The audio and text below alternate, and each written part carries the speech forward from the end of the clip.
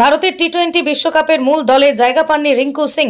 নির্বাচক ও ভারতীয় টিম ম্যানেজমেন্টের যে সিদ্ধান্ত হতবাক করেছে বিশেষজ্ঞ থেকে শুরু করে প্রাক্তন ক্রিকেটার সকলকে। ভারতের টি-20 বিশ্বকাপের দলে সুযোগ না পেয়ে রিঙ্কু মানসিকভাবে বিপর্যস্ত জানালেন তারকা ক্রিকেটার বাবা খানচন্দ্র সিংহ, যিনি এখনও বাড়ি বাড়ি এলপিজি সিলিন্ডার ডেলিভারির কাজ করেন। ভারতের টি-20 বিশ্বকাপের দলে স্ট্যান্ড বাই রাখা হয়েছে রিঙ্কুকে শুভমান গিল, আবিশ খান, খলিল আহমেদের সঙ্গে।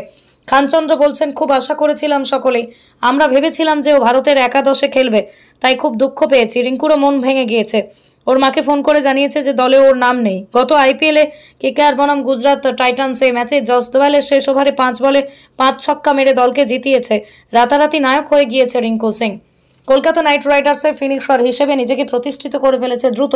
চাপের মুখে বরফ শীতল স্নায়ু, ক্লিন হিটের দক্ষতা দলের সম্পদ হয়ে উঠেছে উত্তরপ্রদেশের বাঁহাতি ব্যাটার। অচিরেই জাতীয় দলে ডাক। ভারতীয় দলের জার্সিতেও নজরকাড়া পারফরমেন্স। জাতীয় দলের হয়ে 15টি ওয়ানডে ম্যাচে 356 রান করেছিলেন রিঙ্কু। যদিও শেষ পর্যন্ত নির্বাচকরা তার পরিবর্তে শিবম দুবেকে এগিয়ে রেখেছেন। এই পরিস্থিতিতে রিঙ্কুকে আগলে রাখার চেষ্টা করছেন স্বয়ং কেকেআর মালিক শাহরুখ খান।